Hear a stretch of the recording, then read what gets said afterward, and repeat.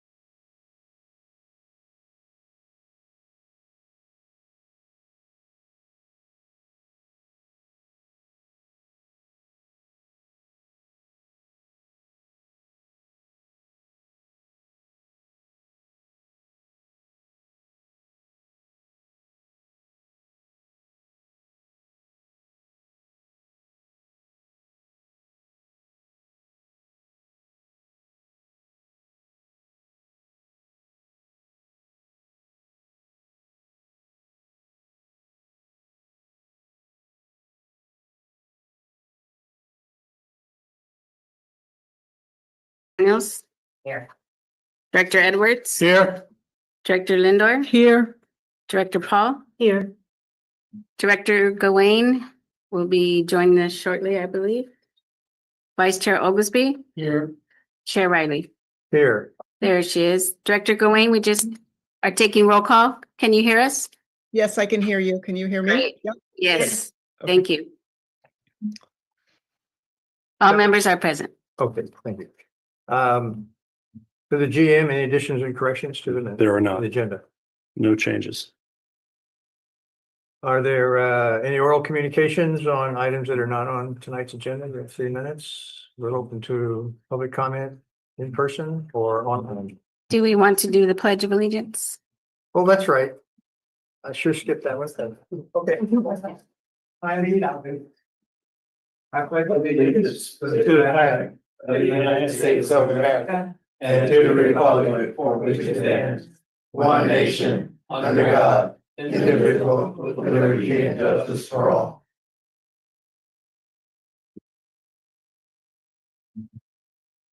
Mr. Chairman, would you like a brief report out of closed session? Yes, please. Excuse me, I do have one member of the public with their hand raised.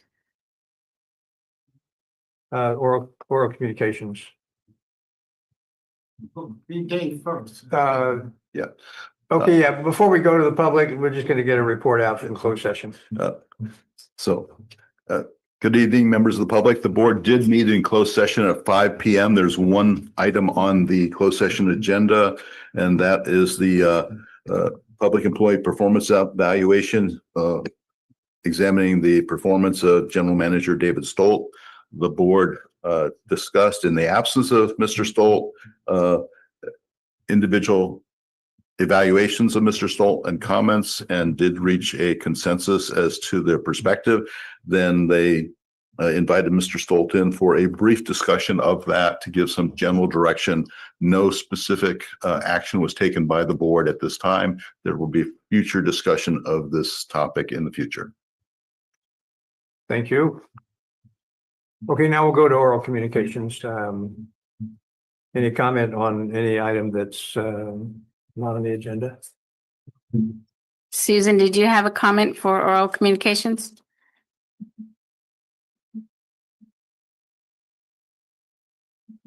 Susan, can you hear us?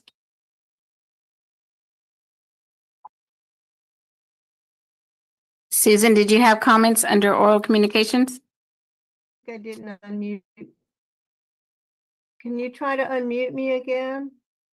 We can hear you. You can hear me? Oh, okay. I'm sorry.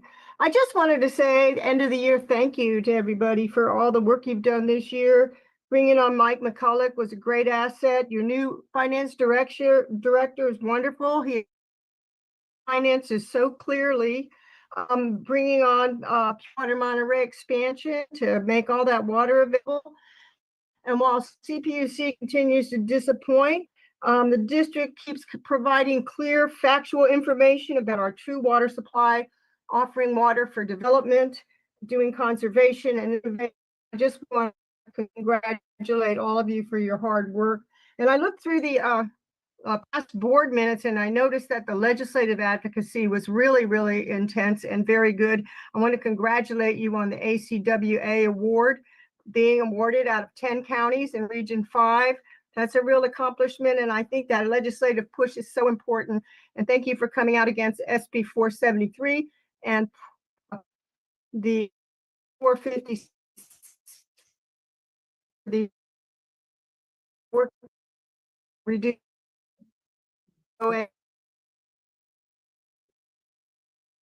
Susan, sorry, we're having And enjoy holiday. Thank you. Thank you, Susan.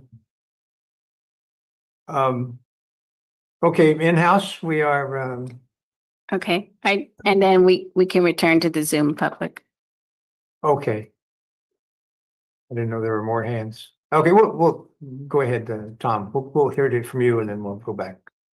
Good evening, Mr. Riley, Chair, and Mr. Stolt. Welcome back to Dave. Anyway, I had the occasion this afternoon to represent my neighborhood at the Airport Land Use Commission, in which they're proposing 1,300 houses, maybe 1,700 houses on Tarpey Flats. And they were asking the Airport Land Use Commission for a compatibility agreement. And there were no details that they were going to have to make an agreement to whether the proposed developments were compatible. This is for you, Mrs. Supervisor. Ridiculous. Right now, it's bumper to bumper, certain hours on Salinas Highway. I know, I live off of Johnson Canyon, 153 houses and 3 senior citizens units legal, plus Deer Flats is another 170, plus 48 units at Monterey Woods. We're about, between Monterey Woods and our neighborhood, we're about 200 units of housing. Right now, the traffic is manageable. It's bumper to bumper. Sometimes it goes almost all the way back to Highway 1 from Olmsted Road. Another 1,500, 1,300 units of housing on Tarpey Flats, we will be swallowed. How any proposed new housing on Tarpey Flats could be compatible. You won't be able to get here to this office. You'll be jammed in traffic. So anyway, I just want to mention that to you. Some of us raised the issue. It's not compatible what's being proposed by the county. And there's supposed to be an emergency plan for traffic evacuation. We know Southern Cal didn't have it during their fire in January. And apparently Monterey County doesn't have a fire evacuation plan either. So anyway, I just mentioned this to you. It's very frustrating to go and see agencies not have the complete information to deal with it. So main reason came forward tonight was to thank you all. I'm expecting the check in the mail for the cancellation of the ordinance 152 water supply charge. Thank you, thank you, thank you. Thank you, Tom. Sarah, let's go back to the public online. If there's Yes, we have Melody Crislock. Melody, when you're ready. Yeah, I just wanted to let the public and anyone that doesn't know that the CPUC is coming to town on the 13th of January to hear from the community on Cal-Am's request for more money in rates. And unfortunately, it appears they have scheduled it at the Sand City Hall, which is tiny. And the last time they were last time they were here, they filled the Seaside City Hall. So I wonder what's going on. Anyway, that just wanted to let everybody know that they're coming to town again. Okay, thank you. And thanks for everything you guys have done this year. It is amazing work. I wish the community at large knew more about what you have accomplished along with Monterey One and Marina Coast. Thank you. Thank you. Any other hands up? Chair Riley, I see no other raised hands. Mr. Laredo, since I was called out in the public comment, may I respond? Yes. Thank you. I would like to, if that's okay with you, Chair. Go ahead. Since this was brought to the Monterey Peninsula Water Management District, and it's something that we've been dealing with quite a lot in the public, I'm just going to let folks know about Tarpey Flats and what that means for the Monterey Peninsula Water Management District. Because I've expressed many times, I'd hate to see development at Tarpey Flats, but what happened at the county level happened in 2010, and it was a 13-year process, and it is a affordable housing overlay that was litigated in the courts and exists, and it's in the general plan. So that would have been the appropriate time and place to fight that potential development. That said, it's in the county's housing element. And what we have before us right now that's equally disappointing is 100 market rate units that have been proposed as part of the builder's remedy. Very hard to backpedal that. But what has happened is it got, for lack of a better word, upgraded to a higher density development that would protect more of the view shed and would potentially build housing that the community can afford because it would be more affordable by design. But that all said, in my mind, perhaps the good news is it would require the county's entire allocation of water once we finally do come together as a board and make a decision about allocating water, this one project. So that gives me some hope that we've got some time, because I can't imagine the county allocating all their water to one project. So it's in the housing element that we hope to get adopted, because we do not want to continue to go down this path without a certified and adopted housing element. It doesn't mean a project will happen immediately, with the exception of this one that is 100 units of market rate housing that it probably won't be affordable to many people on the Monterey Peninsula. So it's a conundrum, but really the appropriate time and place to have fought the 30 units per acre was when it was identified as an affordable housing overlay and adopted back in 2010. That said, I think it should be conserved, and we're also working on that track, and that would be the nicest outcome, I think, of that piece of land, would be that it is conserved. So there's a lot there, but boy, you can keep throwing punches. I don't know what to say. I wasn't here and living in the area when it was determined. Thank you very much. No actions required of the board. And just clarification, I think you'll still have about 30 acre feet left over. Okay. Oral communications are complete. We'll go to the consent calendar. There are 4 items on consent calendar. Any member want to pull an item? Well, item 4, please. Pull item 4. That's the only one. Could I look for a motion to adopt items 1, 2, and 3 in a single motion? So moved. Second. Moved, second. Roll call, please. Director Daniels, Yes. Director Edwards. Yes. Director Lindor, Yes. Director Paul, Yes. Director Gawain, Yes. Vice Chair Oglesby, Yes. Chair Riley. Yes. Consent items 1, 2, and 3 have been approved. Okay, item 4. Just a couple of questions on it. I heard it at administrative meeting. I read it a couple of times.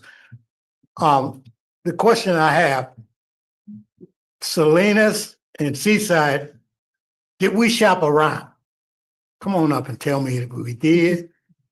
Did we shop around? Did we check with those cities, Otto? Could they come up with a price like this?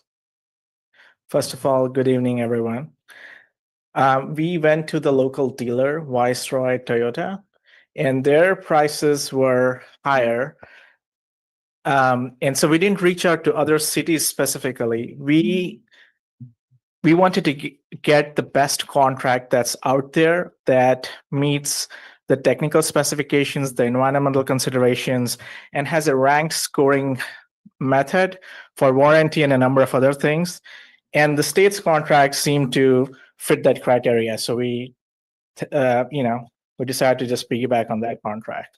Okay, because I was looking at this and I read it a couple of times, and I even heard Director Linder, she was leading the meeting, mention some numbers, like we're going into next year budget or adjustment of $19,000. We got 55.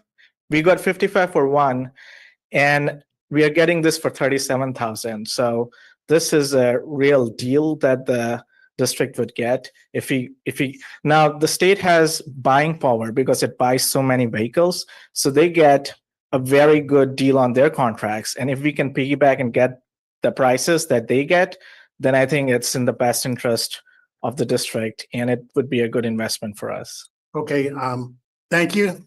I just want to make sure that we shop around local before we go out to Hanford. I know where that at. So good deal, good job. Thank you. Thank you. You want to move approval?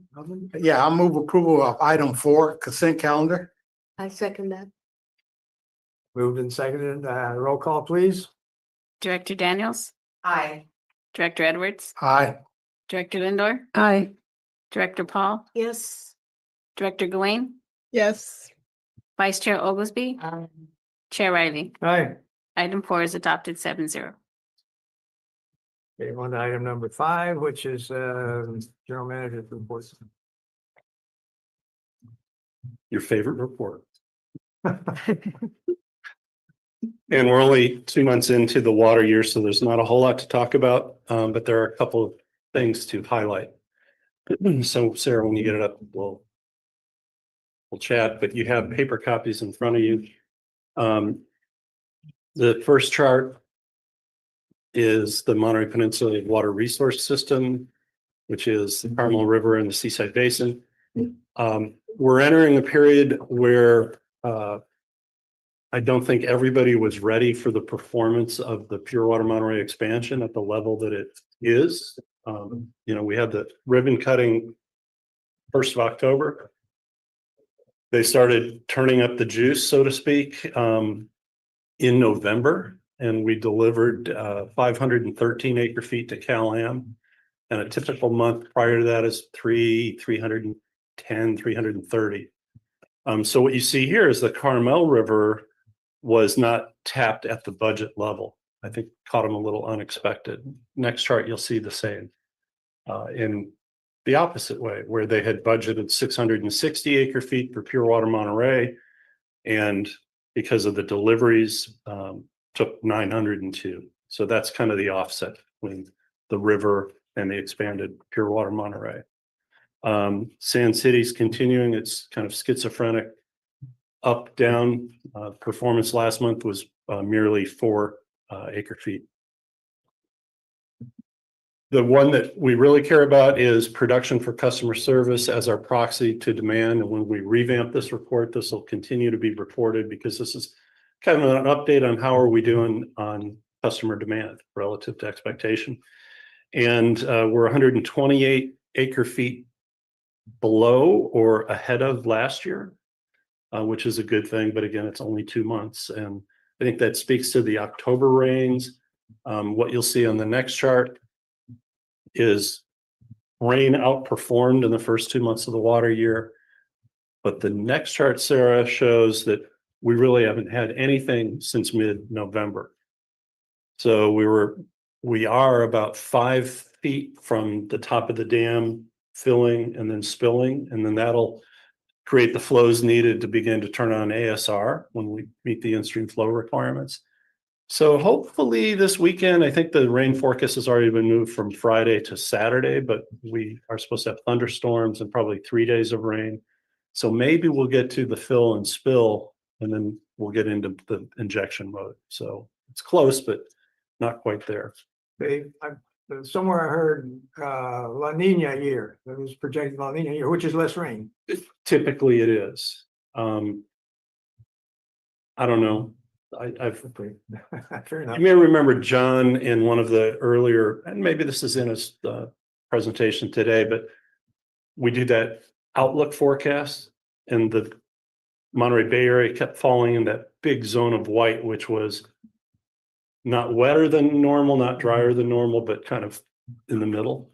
And to date, we're ahead of normal in rainfall, but then typically we would have seen more rain in the last 2 weeks. So, Okay.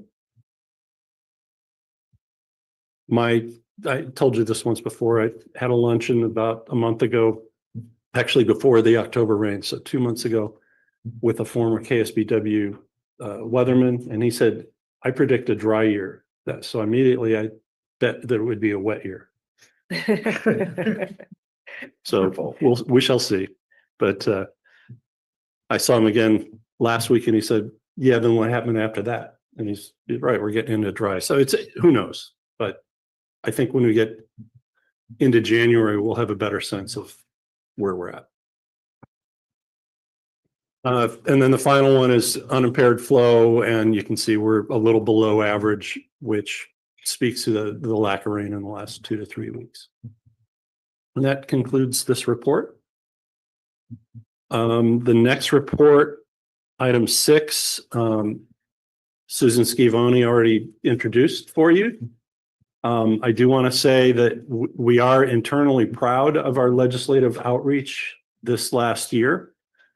We'll start with this one first. We were awarded the Aqua Award. So this is Mike and I down at the Aqua meeting on December 3rd, picking up the award. We were unable to be at the luncheon where it was awarded, so our region gave it to us the night before. Next slide. They had the awards by region posted outside the meeting rooms, and so people got to walk by and go ahead and hit one more. There's us down in the corner. So we always like people to read our agency name. And then finally, the last slide, Sarah. And there are all of our awards. So in 2016, we also unsolicited. We did not apply for the award, and we were honored with it.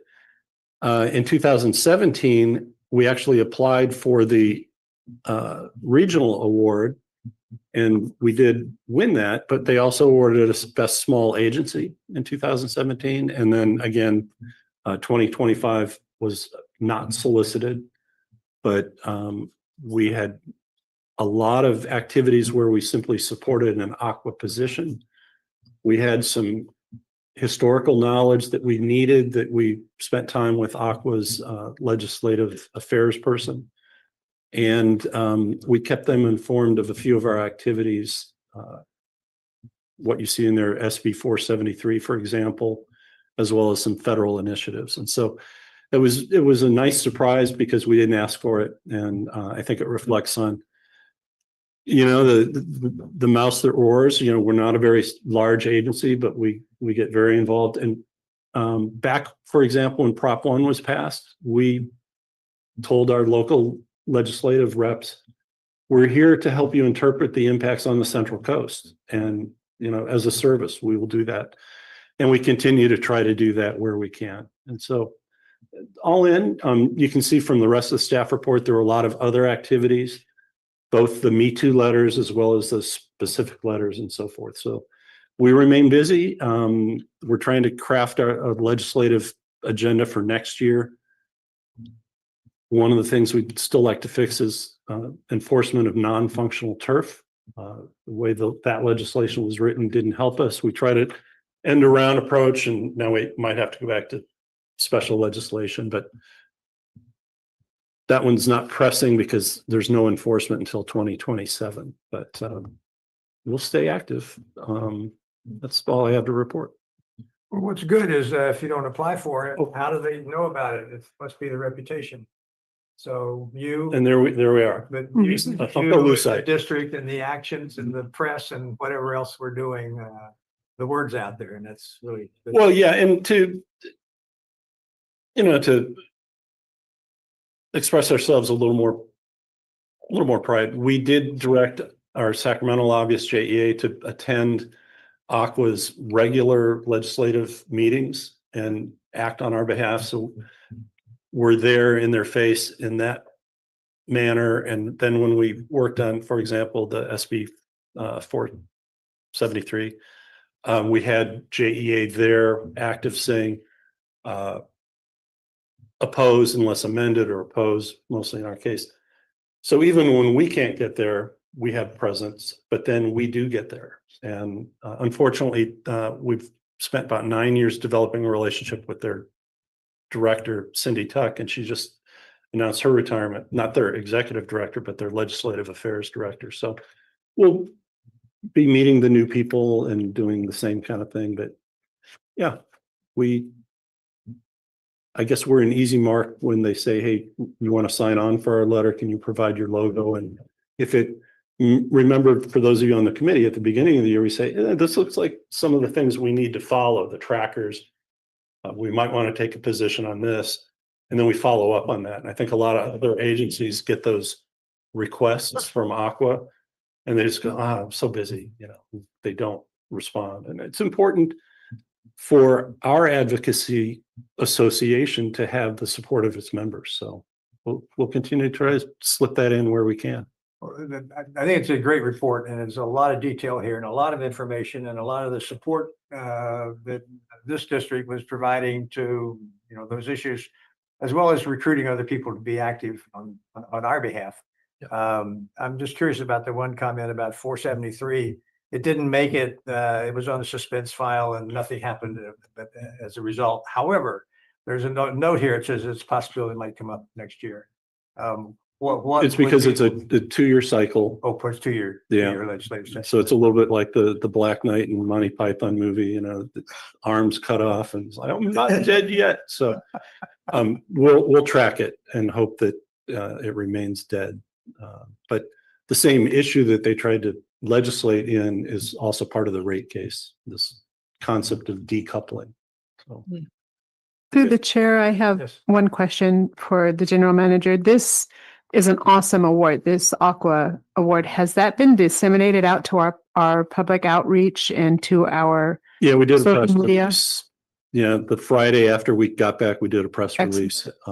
It didn't get picked up. It just has it gone out to Phil to Yeah, put on so social Phil- media Yeah, and all of Phil that? put it out to his list. I'm not sure what he did with it on social media, but we've got a newsletter coming out Thursday on a different topic. The governor's made some statements talking about water security and resiliency and singled out our joint project with Monterey One Water. So it won't make it to the next newsletter, but Phil has that. And I think I Yeah. saw that Phil's on as attendee. So Excellent. Yeah, I'd like to see it on Facebook page, maybe Instagram. Yeah. Good. Through the chair? May I make a Yes. Comment? Yeah, it is an impressive record of work. It went through all these items,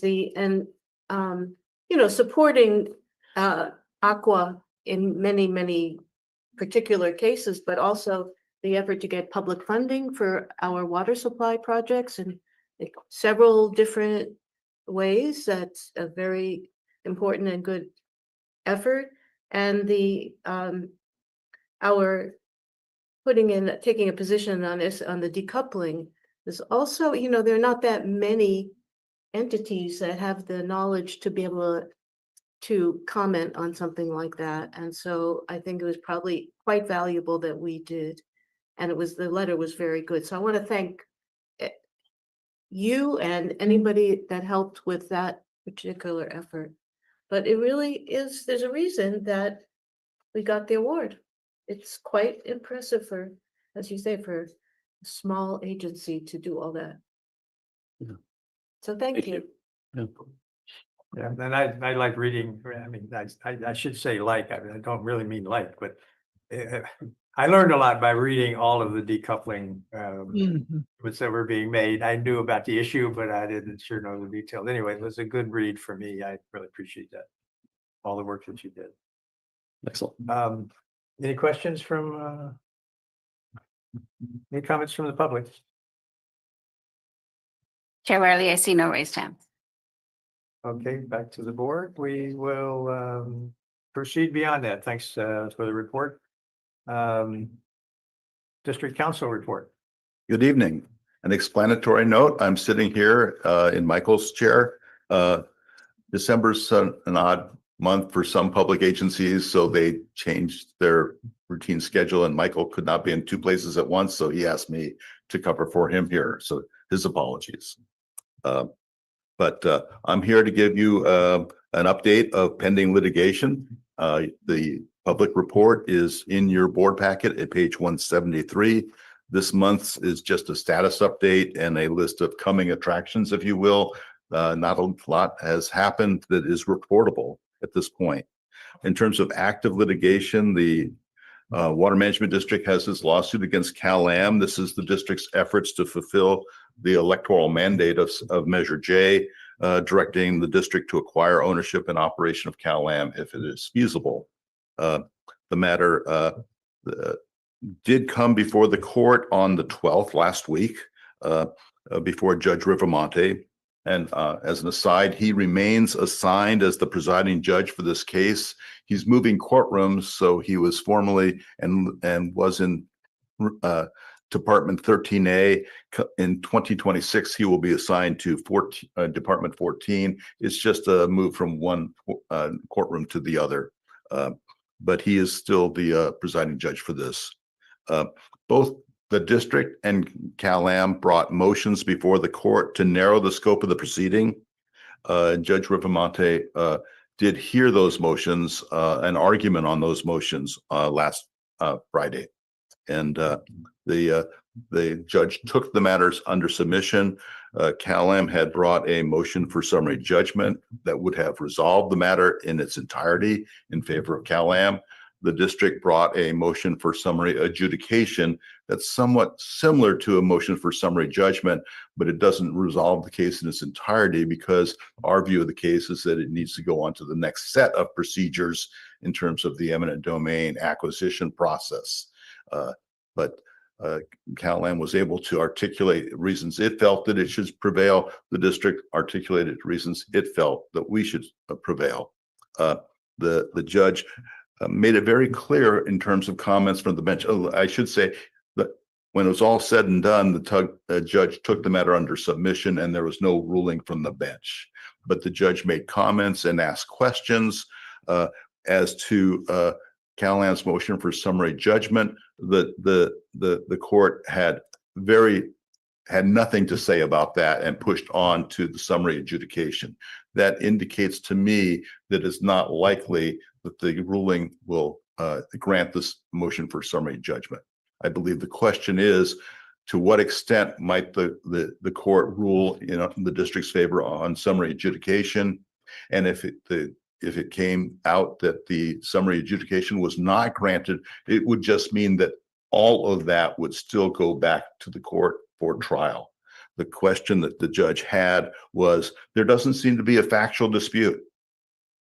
There is an agreement in terms of Cal-Am and the district as to what the facts are. The question is, what is the significance of those facts?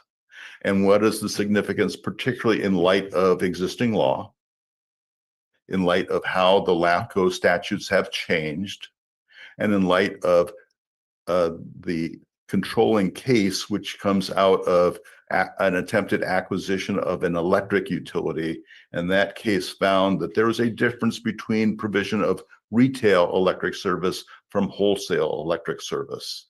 But the law has changed since that time, and we believe that there are distinctions.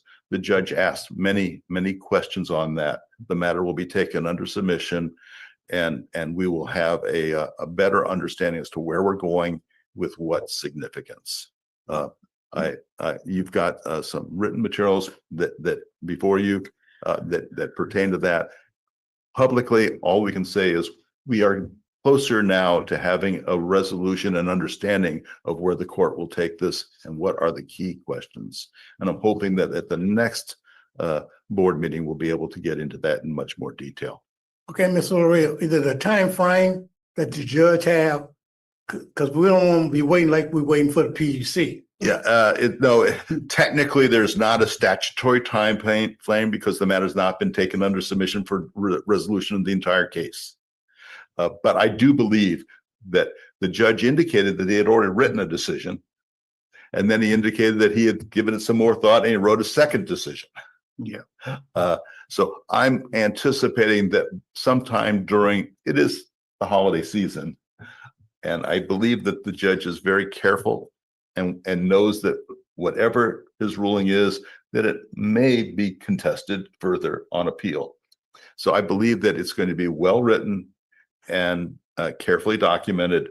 My best guess is that it will come out sometime in January, probably towards the end of January. Thank you. The judge also considered a case management conference in terms of what are the next steps, and the judge just continued that as well. The other next case I'd like to discuss is the district's lawsuit against LAFCO. And this has to do with LAFCO's decisions that limit and affect the district's power to acquire Cal-Am. As we know, when this came to the trial court, the district prevailed in 2023. And the matter is now on appeal to the 6th District Court of Appeals. The next steps in the litigation is for CalAm to file their closing reply briefs. They are due to do that in mid-January. And then and thereafter, the district will have a final opportunity to respond. The next case I'd like to mention is the City of Marina contesting California Coastal Commission's action on CalAm's project. The trial court judgment was entered in favor of the Coastal Commission, saying that its discretion was not flawed or abused. That matter is now on appeal. The notice of appeal was filed in July. The appellates collectively have a joint counsel, and that opening brief is to be filed in January 28th. That's the opening brief. Then CalAm, as the real party in interest, and the Coastal Commission will have an opportunity to file a reply brief. I'd like to comment on the matters before the Public Utilities Commission. CalAm filed on July 1st their 2025 general rate case. This is the 3-year rate cycle that by which the PUC reviews and authorizes CalAm to impose its rates and charges, and also provides authorization to CalAm to modify its operating system by adding facilities and making key investments. While CalAm has filed their prepared testimony, we are in the stage where we are reviewing that, and we will be actively in terms of filing responsive testimony in January and February. The PUC will convene a series of public participation hearings in this case. These are located in different spots around the state. There will be a public participation hearing on the Monterey Peninsula in Sand City at the Sand City City Council chambers, and that will be held on January 13th. There will be 2 sessions. There will be a 2 p.m. session, and there will be a second 6 p.m. session. That's for members of the public to provide their statement of interest or concerns. CalAm and the Public Utilities staff will provide a brief statements just to characterize the nature of the proceeding, but most of the presentations will be made by members of the public. And this is the one opportunity for non-parties to state the concerns. There's also a virtual public participation hearing that can be done by remote attendance, and that's set for January 28th. Again, that's at 2 p.m. It's scheduled from 2 p.m. to 6 p.m. If individuals have a desire to participate, they can observe and they can just log in. But if they want to actually participate by speaking on the record, there is a specific passcode that needs to be followed. And on our memo on page 174 has the details, the phone number, and the passcode needed to be used for members of the public that wish to participate. That's if they want to speak on the record. Any member of the public not wanting to speak can observe, and we've also listed on this page, page 174, the website, so people can observe and monitor. But if you just go on to observe, you can't speak unless you have actually entered in advance the passcode. The final matter that I'd like to mention is the pending action of the district's lawsuit against the State Water Resources Control Board. This is the matter that was filed in 2010 concerning the cease and desist order. That matter by stipulation has been dismissed. So there's no remaining contested issue between the district and the state board in the context of that lawsuit. But there is a question because the Sierra Club was a party. The Sierra Club and the Carmel River Steelhead Association agreed that the matter should be dismissed, but there is a contested right to attorney's fees, and they have filed a motion for an award of attorney's fees against both CalAm and the Water Management District. The hearing on that motion is set for March 26th. And that's in San Jose before Judge Adams in Department 7. Briefs have been filed by the Sierra Club arguing for their justification for attorney's fees. The district has, and CalAm both have the same response filing date of January 30th. And that's when we will be responding to the Sierra Club's motion. And finally, thereafter, Sierra Club will have an opportunity to file a reply brief to what the district and CalAm have to say. And theirs is due just 1 week later on February 5th. So we are prepared. We have been preparing and in final proof, if you will. So we will be able to meet our filing deadline on time.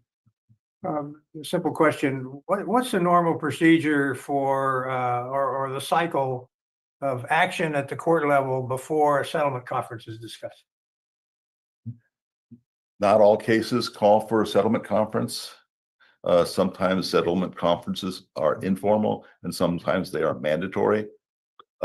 One of the questions that the court will have in a particular case is this a case that is likely to settle or capable of being settled?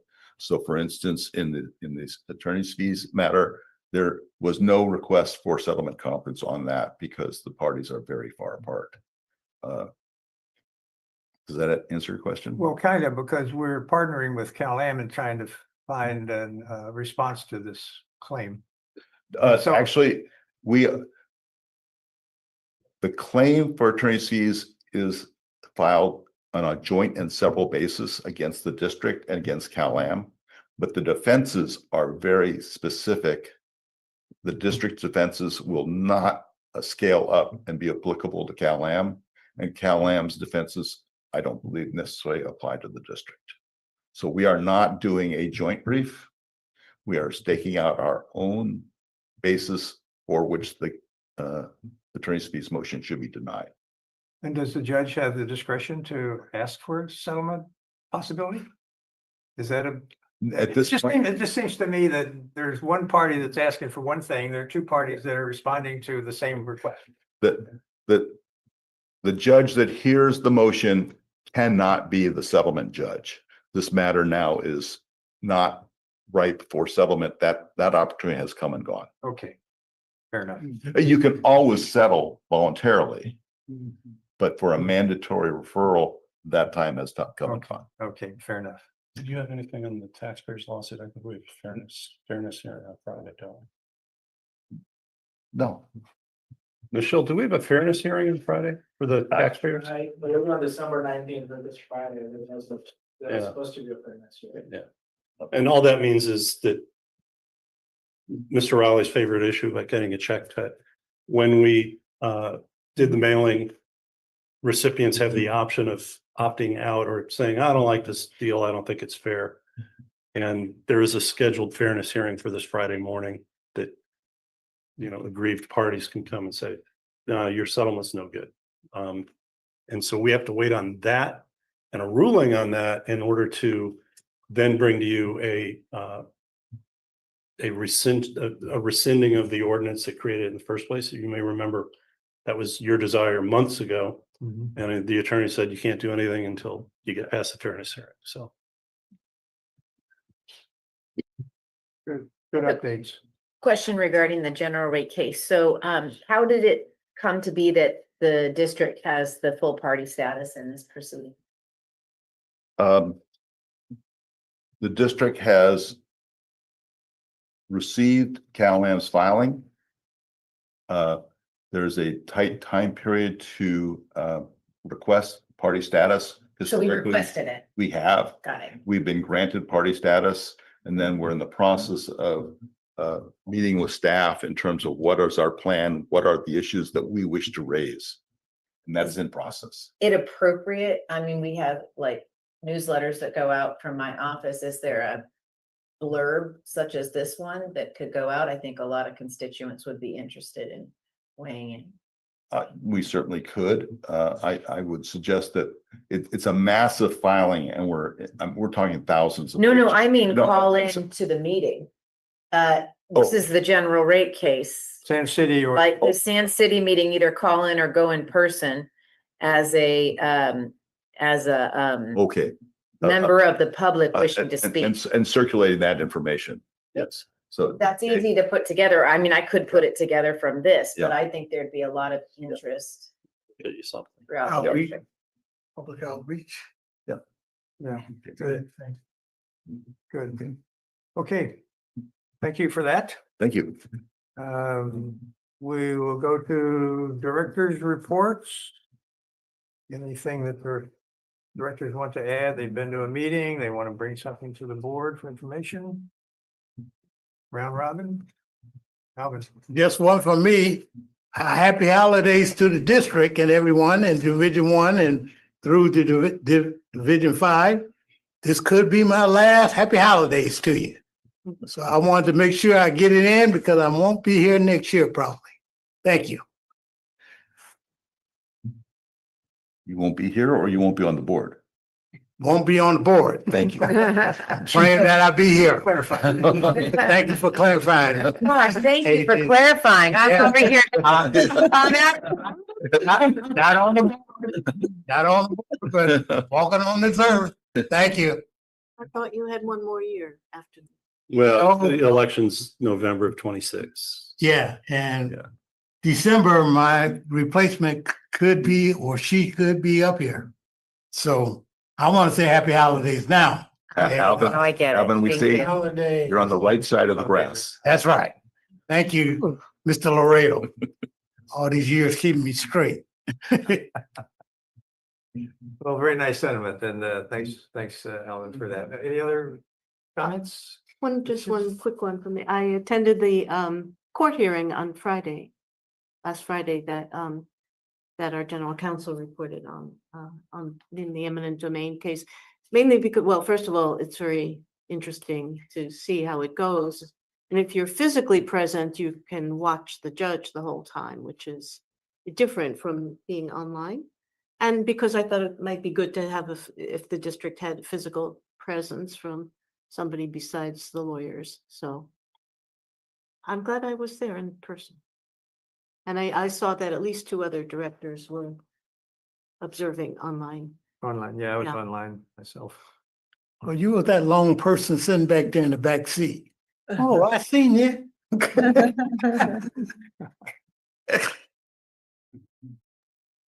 Okay, well, these are interesting times. Next is, any other director have a report to make? All right, our comments. All right, we'll go to the next item, which is our public hearing items. Anyone can speak at this item. So anyway, item number 9 is the, let's see, hold on, course, item 9 is the water supply strategy and budget for January through March next year. Yes, good evening, Director Riley and members of the board. I'll be presenting this to you this evening. This is, as was stated, the proposed quarterly water supply strategy budget for the next 3 months, quarter 2 of water year 2026, which encompasses January through March. So next slide, please, Sarah. This is the previously referenced slide from Dave. And as we can see, the white area has just barely disappeared for us. And now we are in chances of possibly a drier than next 3 months than of normal moving forward. So we will see how that translates to water operations. As Dave mentioned before, we're about 4 feet waiting for the dam to spill. Once the dam spills, we will be watching river flows at the critical points that are listed in our water rights, and we will be moving into ASR operations should we meet the in-stream flow thresholds. Next slide, please. There are a number of state water resources control board orders that govern how these budgets are put together. The cease and desist order, 9510, 9804. I won't read all the numbers to you, but they govern how much and when water can come out of the Carmel River Basin. And so we adhered to all those, as well as our District Rule 160 that we adopt every year, which lines out how much we have out of the actual resource system and how much we're going to rely upon from the water resource projects. 3376, of course, will be the limit for the river of the main water right. It doesn't include Table 13 or ASR water rights, which we'll get to a little bit later. The ASR plan, which we refer to as recovery of ASR water. So over the last few years, we have not recovered ASR water. We have chose to recover pure water Monterey water, and now moving into pure water Monterey expansion water. So that leaves us a total of 4,392 acre feet of ASR water in storage, which is the largest total that the district has had, and it keeps increasing. So hopefully this year we'll get some ASR, and we'll be able to add to that. The group this quarter decided to not produce any of that water. We're in the winter. This is the season to bank water, not to recover it. Should we move into a drought or decide we need that water in the subsequent quarters, we would move in and schedule that for recovery. But we are not foreseeing that this year, because this year is going to be moving into understanding how pure water Monterey expansion works in the new facilities and trying to get water in the ground that way. And we perceive leaving whatever we can bank this year and adding to this total moving forward. As stated earlier, current stream flows don't allow for injection right now, so we're waiting for that. Go ahead, Sarah. Sorry. Thank you. We do try to assume full recovery of all of the coastal sub areas for native groundwater as prescribed in the seaside adjudication. And as I said, we're going to assume going forward storage of that, trying to work on pure water Monterey expansion. We're going to be likely removing the same amount of pure water Monterey, which has been CalAM's behavior of trying to recover what's been injected into and keep the operational reserve at this current level. Likely in Q3, we'll probably try to add to some of this operational reserve. I don't know, Dave, correct me if I'm wrong. Is that the Q3 is our target quarter for that? To recover the operational reserve, or to put more? No, add more to it. Not this quarter, but next quarter. Cool. Yep. Yes. Cool. Okay, and this budget that I'm about to propose, show you guys, was circulated around the group December 10th. That group, of course, is us, CalAM, California Fish and Wildlife, and the NOAA Fisheries Group, as well as State Water Resources Control Board. So now we get into the meat of the presentation, which is a proposed budget. We'll start with the Carmel Valley Aquifer, moving January, February, March, and one of the state board orders.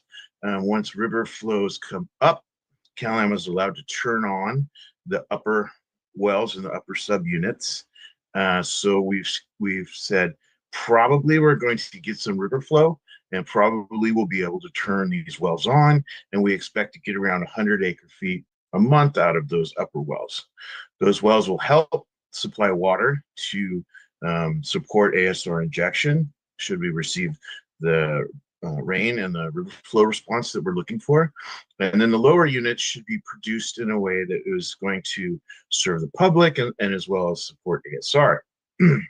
So we see that we're totaling, based on if this was an average water year, maybe 230, 320, 345 acre feet, hopefully to put into our ASR project in these months. Obviously, if we don't get the rain and we can't operate, we will reduce the amount of production out of this Carmel Valley Aquifer by that representative amount.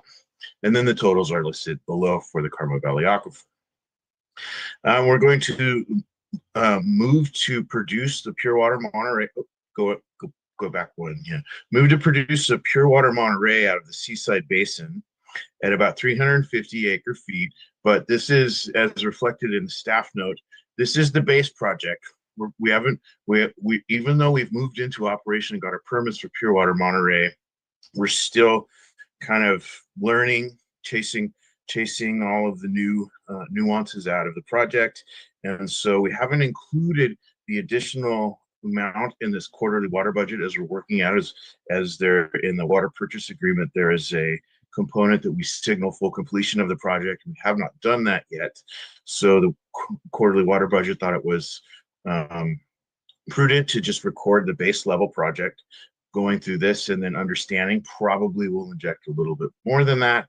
And then the remainder of what we think will be demand on the system will come from pumping of native water out of the seaside coastal areas that is allocated to CalAmp to pump and supply to the public in the adjudication decision. So now we can move to the last slide. Thank you, Sarah. So should the board accept the recommendations of the quarterly water budget group, the staff recommendation would be to recommend to us to file, to accept this, and then have staff file the appropriate sequence documentation with the county. And with that, I will entertain any questions. Chair. Yes, Alan. Thank you. If we don't get the rainfall in December, and I want to say in January, when do we revise this? How soon would it take to revise this? The quarterly water budget happens as a quarter, and so it has the contingency in it that should we not receive it, that's why it's a specific line item of water that's supposed to be produced out of the Carmel Valley Aquifer and go to ASR. So in adopting of this budget, you're adopting that contingency. Should we not receive the rain, we won't produce that water. So it's kind of baked in, if that makes sense. Yes, Meaning it won't get revised until March. it won't get revised until March. Right, but the operational changes will happen. So it's, Okay. Yeah. So when those operation changes are being made, we can't announce them? oh, yeah, It's absolutely. It's keeping the public informed. We didn't get the rainfall and we got Exactly. the report. You'll get a GM report that says we're not making it on ASR injections because we had no rain or something like that. Okay. Thank you. I have one quick question go to the public. I think CalAmp was supposed to be working on an extraction well. Yes. And what's the status of that regarding ASR? In a call recently, they said best case Q2 of 2026, which, This is this season, but yeah, it's, if there is a season this year. yeah. Yeah, and the extraction well serves more than just, ASR. It's really to get any banked seaside water out of the basin and into the Monterey pipeline to go serve the system as a whole. I could see an avenue where they don't get it done till midsummer. So, Well, I'm not counting on it, yeah. but we will go ahead and deliver the pure water via the contract, some of which may be to our own reserves, but our job is delivery, their job is production. Okay, thank you. Now to the public comment? Go ahead, Yes. Tom, and Good we'll- evening again. Tom Raleigh, speaking as a water guesser. My old source for the supply was the head water guesser from Fleet Numerical. Fortunately, he's not around anymore, but the last time we had the big storm, we had five inches in my backyard rain gauge, which is about a mile from here, mile and a half from here. Anyway, that was in a 6-day period. So if we're going to have this storm next week, if it's the same thing, we could wind up getting another 5 inches. And if we get up there, that's about 2/3 of what we need to be, a reasonable year, 15 inches. Be nice to get a little more than that. But anyway, so one of the thing is, we've got the hotel in PG that's supposed to come on the line. I drove by there about a week ago. in Pacific Grove, and I believe that's about 100 rooms. And I'm sure if it gets opened, it'll be busy. And we've got 2 hotels, actually, Marriott and I think Courtyard by Marriott, something like else in Sand City that's due to open in January. And I think we're going to really see those open up. And the other big water use that's coming online this month is the 64 units on Garden Road. But that still leaves 4 more major properties on Garden Road that were commercial properties in 2010 when that proposal for Happy Flats was listed. And having worked on that general plan update, there's also a policy in the general plan for the county called city-centered growth. And unfortunately, my city of Monterey, had a plan called the Highway 68 Area Plan that was never updated, that was passed by the voters in 1983. And unfortunately, that was never updated. And what that calls for on Tarpey Flats, commercial. That's what was expected back in 1983. But all the things that the county has since approved on Highway 68, Bay Ridge, Pasadena, Laguna Seca Office Park, Montera, and Tehama all came without anything to fix the traffic corridor for Highway 68, Monterey Salinas Highway. How did they get that approved in the air? The county adopted an overriding mitigation and said approved anyway. And that's why we have the same highway today that we had in the early 80s. And the only reason we have 9 signals is because my neighborhood, I was chair of a traffic committee. We asked Caltrans to determine whether traffic signals were, and the traffic count and the traffic accidents. That's why we have the 9 signals we have today. So a little bit of history for you, but something you weren't around for, I was around for. And I can fill you in some other stuff too. Thank you. There's always more from Tom. Any comments from online? Yes, we have Susan Schiavone. Susan, when you're ready. Thank you. I just had a couple questions about the water budget. If they're doing a contract for a certain amount of Pure Water Monterey water from the expansion, and we end up with the deficit in the rainfall, can any of that, be compensated over to compensate for some of that lost water? I don't know what the contractual issues are there, or because I know supposedly there's it's producing more than what you were expecting for the contract. So I'm just curious about that. And then the other thing wasn't there some discussion?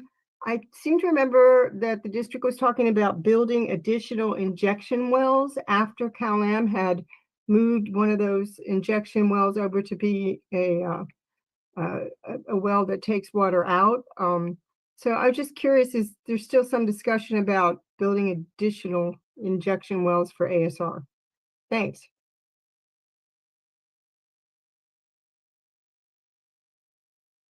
We normally don't respond to questions from an audience comment unless there's something really short that can be added. We'll go on with the agenda.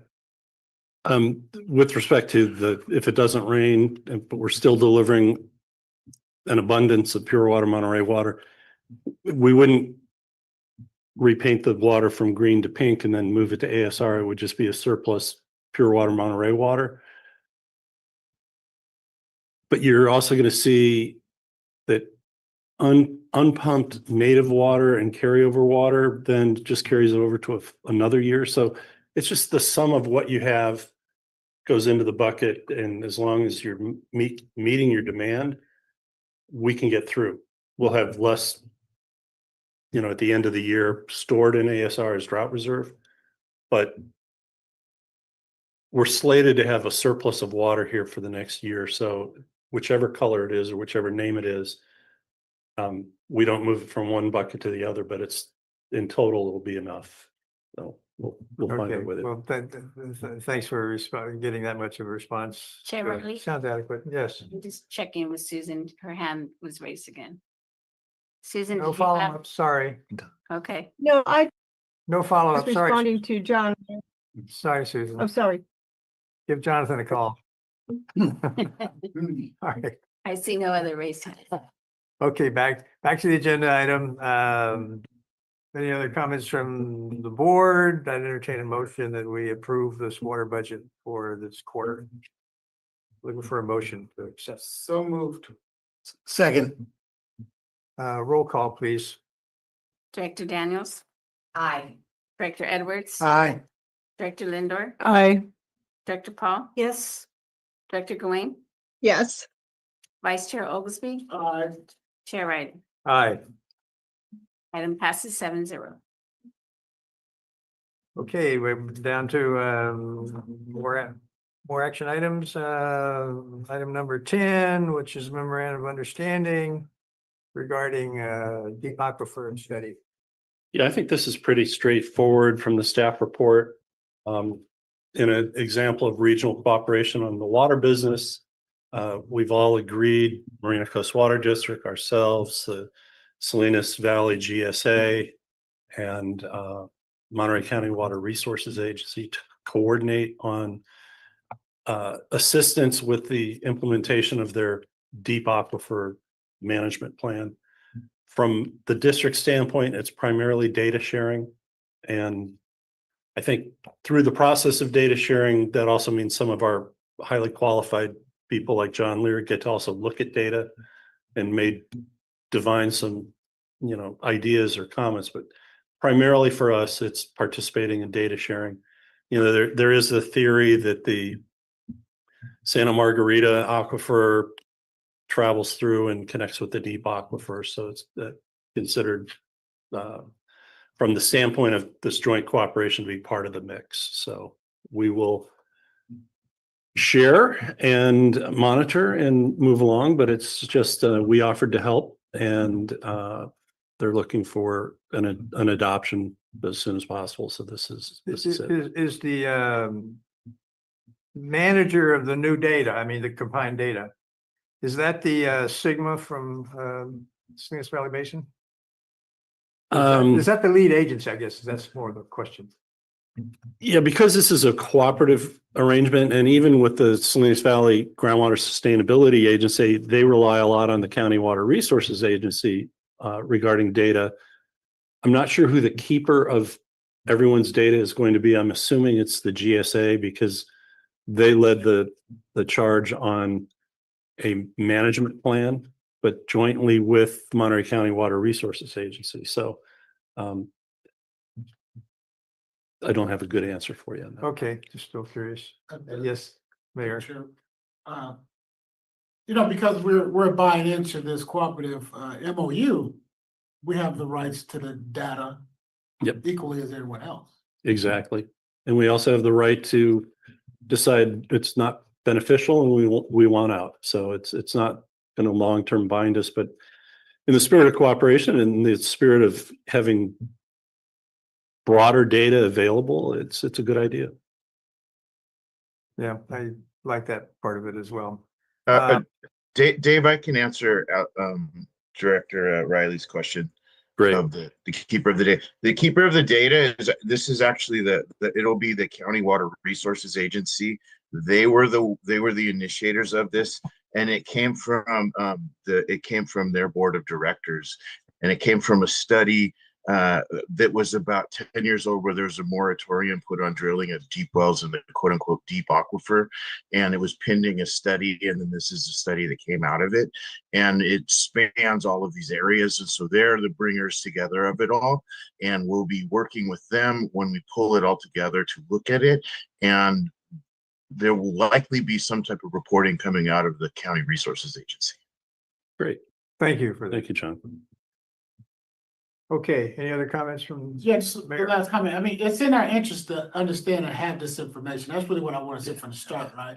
Absolutely. We're paying for it, so of course we will have access to the data, but we want to not only see the final report, but actually understand how it's collected and be assured of the information by being a partner. Thank you, Chair. And what the information is telling us. You bet. Yes, Oh, okay, Alan. through the chair, that question that you threw out there, dig aquifer, are we connected? Is it a way that we can do a study and find out if we connected? Because we're working so close together, so. John, you want to take that one? Yes, we are connected, which is why we're all part of the study. The area that is the northern coastal sub area of the Seaside groundwater basin is connected to the Salinas Deep Aquifer. They are the same hydrogeologic strata.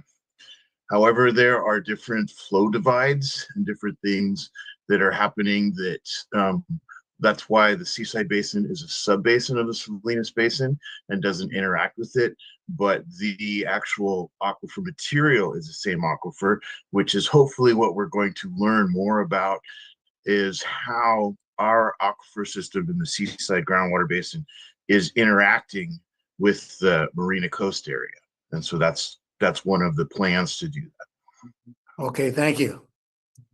Through the chair, I have one Yes. question. Item 7 on this MOU states that there's no representation or warranty expressed or implied as to accuracy,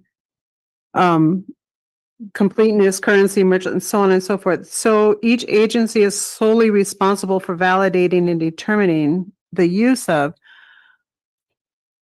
I'm assuming we're all working under the honor system and providing accurate information, but there's no guarantee that it's accurate. Well, this, Yeah. Yes, go ahead, Kate. Supervisor. I might be concerned, but we're talking about the SBBGSA, the Monterey County Water Resources Agency, which is the Mhm. board of directors as well. Of the board of supervisors are the board of directors. Seaside Groundwater Basin Water Master and the Monterey Peninsula Water Management District, and Marina Coast. I mean, these are agencies we work with every single day. Absolutely, I mean, yeah. and I think that there's also a certain level of transparency in public agencies where you produce a document with data, it's going to have a link, it's going to have been done by an entity such as Montgomery and Associates. I just can't imagine there would be Inaccuracy. I mean, if there were, it would be a problem, a Yeah. big one. I appreciate that. The general counsel could correct me. I think it goes to using it for other purposes. They want you to don't rely on our report for another purpose. I'm close to. And it's entirely possible at some point in time that you're pulling data and your calibration's off and it remains off and you pull it for 9 months, not knowing your calibration's off and the data is only as good as what you report. So you never know. Yeah. But Right. to And the I director's think- point, we're all pretty good at what we do. So the expectation is that we got it right, but yeah, it's possible. Thank you. There was a Let concern. me finish my point. I just, was I on task there? I mean, they're gonna be very accurate. But my understanding is don't rely on this report for other things. That's true. If we did not have a warranty disclaimer, then this would be a potential liability. Sure. And this would be shared liability. And how do you calculate that? That's basically saying those who use the data take it at their own risk. Thank And if you. you want to, put money behind it, put other projects behind it, you might want to go get your own independent person. Correct. And to the mayor's point, that's kind of one of the reasons was because we all have our own jurisdictions and we're trying to build a conglomeration of data together. We don't want another agency prescribing what we have to do in our area if we decide it's not in our best interest. Perfect. Thank you. Clarified. Good question. Quick comment from me. All right, yes, Karen. You may have seen, some of you may have seen the Monterey County Weekly noted with approval this interagency cooperation. And quoted one of them, I think it was the director of the Water Resources Agency, as saying that the jurisdictional boundaries do not align with the hydrogeological boundaries, and it's really important to cooperate on the data. So that's good, good development. Good point. Well, everybody's going to be looking at each other's data in a formal way, more formal way than before. The data was available before. I mean, we're all transparent in our own public, world. But this is an organized effort to say, let's share the data, let's share the understanding of the data, let's share the discussion about how it applies and what it's telling us and so on. I think that's a good step. Chair, the last point I make is still each agency is gonna say, we reserve the right to interpret this and use it as we want. Right? So the report is a report, but you won't be able to hold another agency to that number, so to speak, right? Yeah. Use it at your own risk sums it up pretty well. Okay, let's go out to the public. Tom? Yeah, good evening again. Tom Raleigh. 2010 seems like it was a short time ago, but that was the adoption of the current general plan. And for those of you that weren't around, our organization and 5 other organizations sued the county over the public services that were mentioned in the county plan. Basically, what was in the county plan was adopted without going through the county planning commission, was stuck in at the last minute. We said, don't put that in there. You're going to get a lawsuit. Well, they put it in there anyway. I don't believe this is a topic that affects this matter. Yes, it does. We asked the county to do a plan that would look at the water in the Salinas Valley. And that was one of the things the county agreed to do back in 2010. So this step to get some coordination, and you're in a position to make sure the results make sense.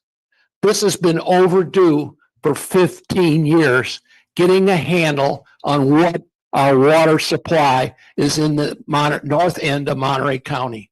And this is to be congratulated. And I thank the supervisor for taking the leadership and getting the county to have this done finally.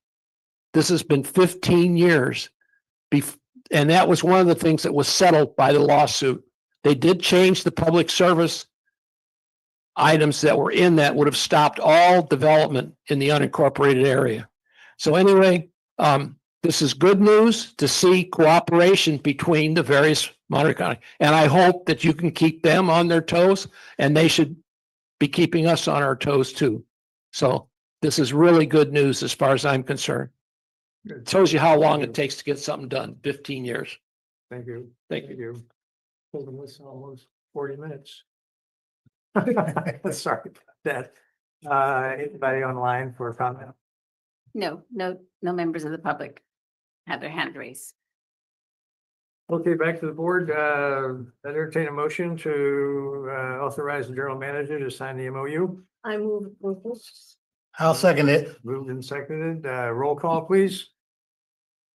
Director Daniels, Aye. Director Edwards, Aye. Director Lindor, Aye. Director Paul, Yes. Director Gawain, Aye. Vice Chair Oglesby, Chair Riley. Aye. Item passes 7-0. So next item is considering adopting the board meeting schedule for.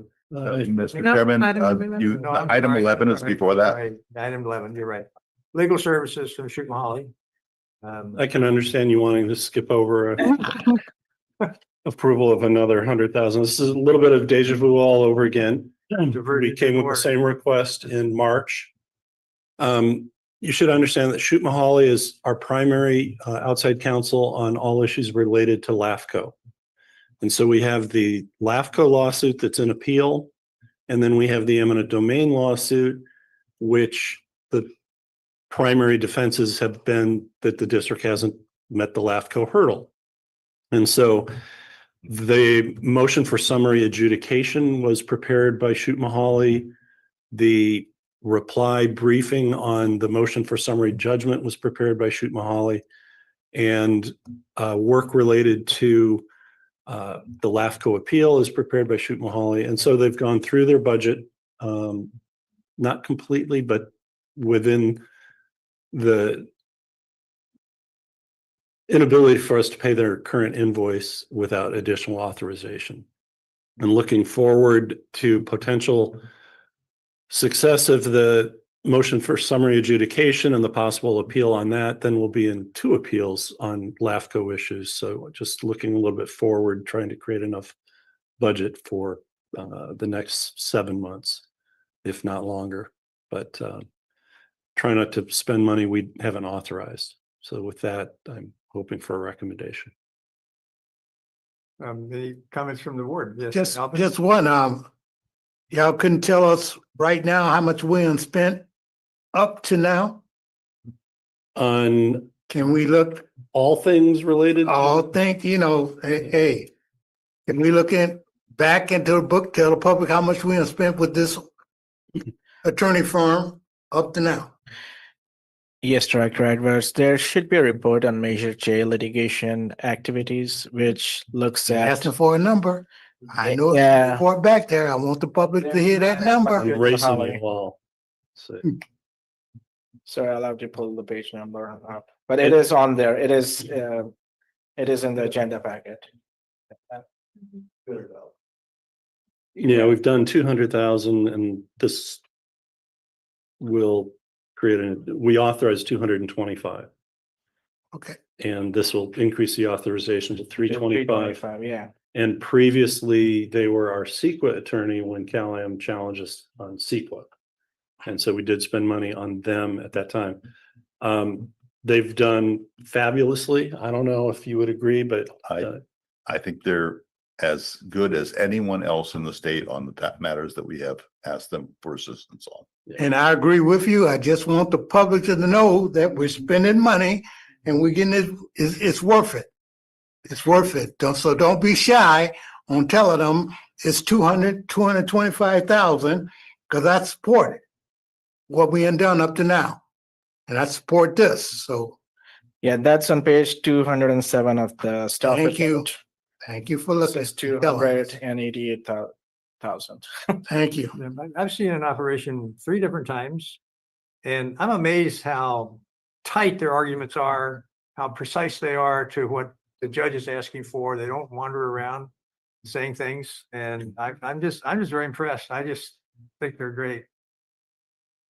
I'll just say you won't get too far wandering around. In the courtroom. But I appreciate Director Edwards, just being clear, we should not run away from what it calls to protect and defend the ratepayers. it would cost less if cases weren't appealed. That's too easy. Just for the record, $200,880. Okay, thank you. Public don't have what I have, so you told them. Thank you. Through the chair, I'd just like to add, I also think they're doing excellent work. Very good quality, briefing and argument both. Anybody online that wants to comment on this item? Chair Riley, I see no raised hands. Okay, back to the board.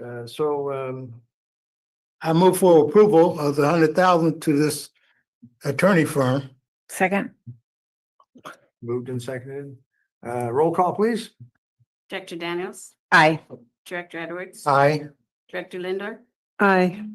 Director Paul, Yes. Director Gawain, Aye. Vice Chair Oglesby, Chair Riley. Aye. Motion passes 7-0. Thank you. Now it's I'm gonna rush to end the meeting. Item 12 is the schedule for board meetings next year. Yes, our typical conflicts are January and February with Martin Luther King holiday and President's Day. Director Paul raised another issue with a conflict of the September meeting with Yom Kippur.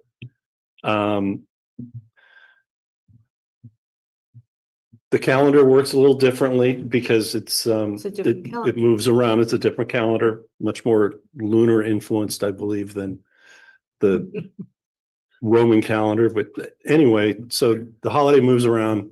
It landed on our board meeting date in September. I don't believe we have to solve it right now by pulling out calendars, but we will be sending around a request for an alternate date, either the Monday before, the Monday after, which is probably clear because that would be the 28th. Yes. So I'd probably argue for the 28th, but we'll send those two out to you and see what your availability is, and then wrap up the calendar. So the motion here would be to approve the calendar subject to the survey of the date that works for September, and then we'll just modify it based on that result. That works for me. Move to accept As modified. as modified. Yeah. Second. I'm seconding. Let me do something here online. Yeah, we know you're here, we'll pay you. And she's on a time zone that probably wants to get off this. I know, about 10 or 11 there.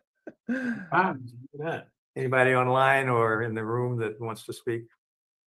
She's in New York. There are no raised hands. Okay. Sixth Street. It's on the agenda. Roll call, please, to set the calendar as modified. Director Daniels, Aye. Director Edward, Aye. Director Lindor, Aye. Director Paul, Yes. Director Gawain, Yes.